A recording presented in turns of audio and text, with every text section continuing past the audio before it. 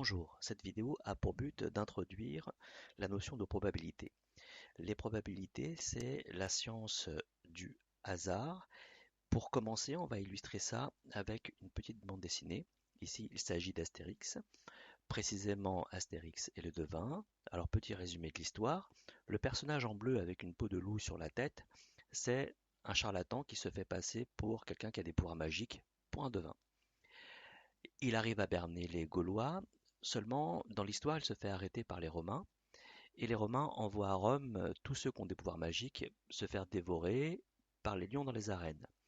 Donc ce faux devin essaye de prouver au centurion qu'il n'est pas un vrai devin, qu'il n'a pas de pouvoir magique. La situation est la suivante, je vais te mettre à l'épreuve pour savoir si tu es un vrai devin, dis un chiffre de 1 à 12, ben 7. Je suis tranquille, je n'ai jamais eu de chance au jeu. Les dés donne 5 et 2, ce qui fait 7. Le centurion dit la chose suivante, c'est gagné, couvrez-le de chêne, j'ai su que c'était un vrai devin, dès qu'il a prédit que je monterais en grade. Non, si j'étais un vrai devin, j'aurais deviné que les dés allaient faire 7, alors j'aurais dit 8. Comme ça, vous n'auriez pas cru que j'étais un vrai devin, puisque les dés ont fait 7 et pas 8. Donc le faux devin, il est mal tombé, il est tombé sur le résultat qu'il avait choisi, or il voulait que ce ne soit pas le cas. Regardons un petit peu ici cette, euh, cette bande dessinée, cet extrait illustre ce qu'on appelle une expérience aléatoire. Une expérience aléatoire, c'est euh, quelque chose qui est donc lié au hasard. Ici précisément, on lance 2 dés et on fait la somme des deux faces obtenues. Critiquons un petit peu ce qui se passe ici. À la deuxième vignette, le centurion dit la chose suivante, dit un chiffre de 1 à 12. Déjà, le mot chiffre est mal utilisé, il faut dire nombre. Et est-ce que les résultats possibles vont réellement de 1 à 12? Mais non, non. Le résultat le plus petit possible, c'est pas 1, c'est 2, puisqu'on peut faire un double 1. 1 et 1, ce qui fait 2. Dernière chose à dire dans cet extrait de la bande dessinée, le faux devin ici choisit 7 comme résultat et en fait il fait un très mauvais choix. Nous verrons ça plus tard en exercice, je ne dis pas pourquoi, mais c'est vraiment pas 7 qu'il aurait dû choisir. Le mot hasard vient de l'arabe alzar qui signifie dé, tout simplement. Alors des dés ici sur l'illustration, ce sont des dés à 6 faces, numérotés de 1 à 6. Il existe d'autres types de dés, comme celui-ci, numéroté de 1 à 20. C'est un dé qu'on peut utiliser pour mettre des notes au hasard sur une copie par exemple. Voyons un petit peu ce que l'on peut dire du hasard, comment il s'interprète. Ici, nous avons le philosophe Aristote qui donnait 3 interprétations possibles du hasard. Le hasard n'existe pas, il y a une cause déterminée à toute chose. Le hasard est à l'origine de tout, c'est le hasard qui a constitué notre univers. Le hasard est une cause cachée à la raison humaine. Illustrons ces 3 manières de voir le hasard. La première, le hasard n'existe pas, il y a une cause déterminée à toute chose. Ça peut s'interpréter de 2 manières différentes. La première, c'est de dire qu'en fait, il n'y a pas de hasard, tout ce qui se produit peut être calculé. Même si je lance par exemple 2 dés, comme sur l'extrait de la bande dessinée tout à l'heure, si je lance 2 dés, si je sais exactement le poids de chaque dé, si je sais la matière dans laquelle ils sont fabriqués, si je sais exactement la force avec laquelle ils sont lancés, l'inclinaison de la main, etc., etc., je suis capable de calculer les faces sur lesquelles les dés vont tomber. Bien évidemment, ça fait tellement de paramètres qu'il est extrêmement difficile de les calculer, mais idéalement, je devrais être capable de les calculer. Et si je suis capable de calculer ce qui va se produire, c'est que ce n'est pas du hasard. La deuxième manière d'interpréter cette phrase, c'est de dire qu'en fait, tout est déterminé par des forces extérieures, qui sont des forces divines par exemple, qui décident de ce qui va se produire à notre place. Alors, deuxième manière d'interpréter le hasard, c'est que le hasard est à l'origine de tout. Alors cela, on le retrouve dans certaines branches des sciences, hein, euh, comme la constitution de l'univers qui a été fait par hasard, l'évolution des espèces complètement liée au hasard, par exemple, hein, qu'une bactérie unicellulaire arrive jusqu'à donner un être aussi complexe que l'être humain, ben, tout est lié à des phénomènes et des évolutions complètement liées au hasard. Le hasard qui arrive jusqu'à ce genre de choses-là, par exemple. Dernière manière d'interpréter le hasard, c'est que le hasard est une cause cachée à la raison humaine. Alors ça s'illustre de la manière suivante, ça s'illustre par ce qu'on appelle la théorie du chaos. La théorie du chaos, elle dit que on peut calculer des tas de choses, sauf que ces calculs sont liés à des petites données initiales qui nous échappent. On illustre ça avec l'effet papillon. L'effet papillon, c'est une métaphore hein, de la théorie du chaos qui dit la chose suivante, c'est que le battement de l'aile d'un papillon au Brésil peut créer une tempête ou une tornade au Texas. Ça veut dire qu'en fait, on peut calculer beaucoup de choses. Nous sommes capables, grâce à la science, de comprendre des tas de phénomènes, mais ces phénomènes sont à la base, initialement, euh, soumis à des toutes petites variations dont on n'a absolument aucune connaissance. Le fait qu'un petit papillon vole quelque part, eh ben, c'est quelque chose qu'on ne peut pas maîtriser. Alors le hasard est partout, on le retrouve dans des tas de domaines, hein, dans la science, dans la vie courante, dans les jeux, etc.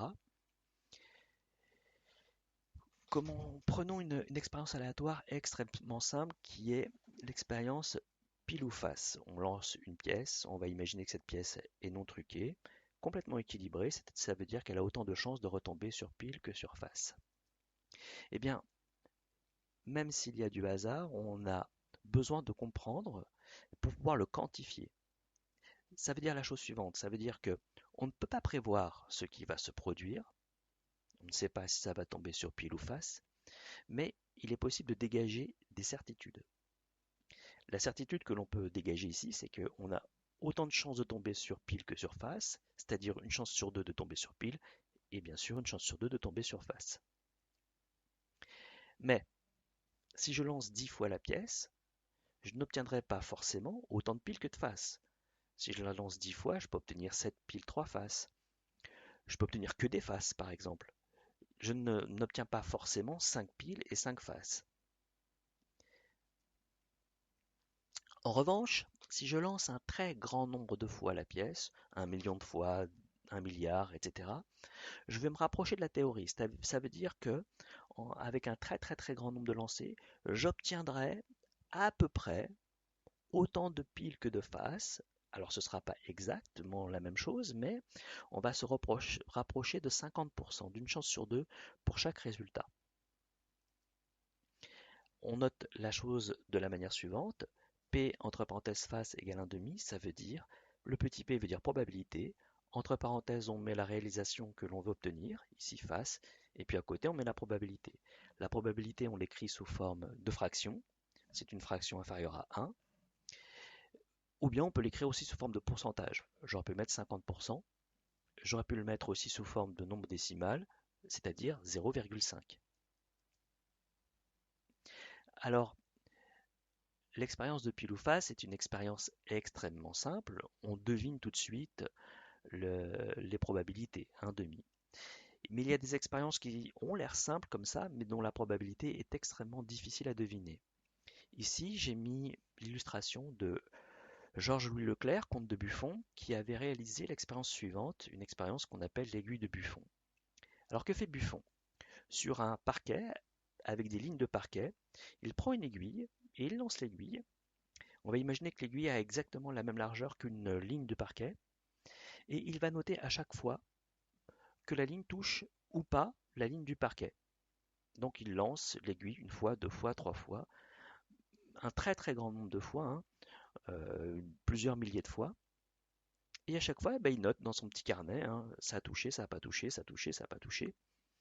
Et là, est-ce qu'on peut deviner la probabilité que l'aiguille touche la ligne du parquet? Alors, l'expérience a l'air simple comme ça, mais la probabilité est extrêmement difficile à deviner. Là, sur l'illustration, vous avez des aiguilles qui ont touché une ligne du parquet, d'autres qui n'ont pas touché.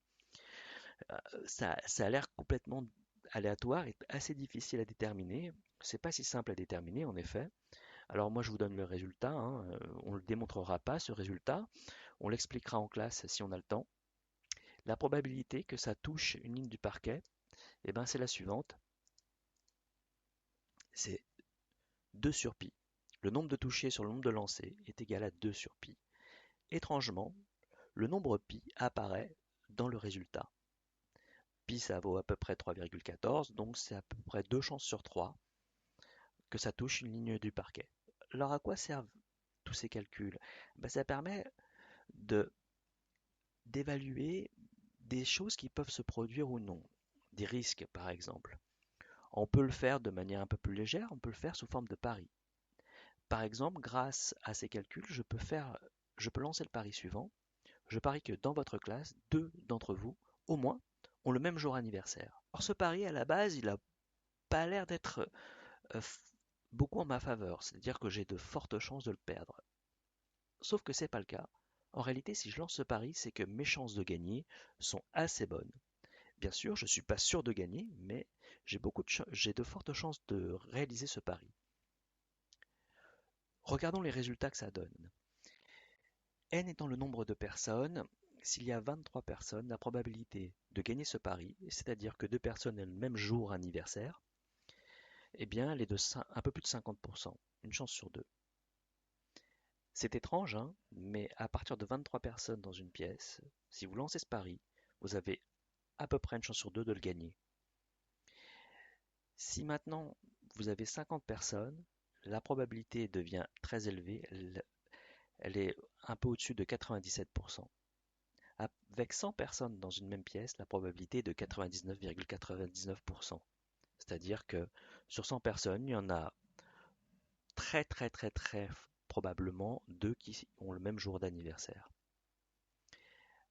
Alors dans une classe de 30 élèves à peu près, eh bien la probabilité est de 71%, c'est-à-dire qu'en fait, mes chances de gagner ce pari, elles sont élevées.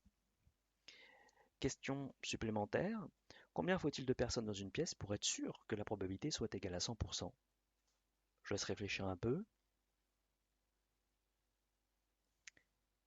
Eh bien la réponse est 367, puisqu'il existe en tout 366 dates différentes d'anniversaire.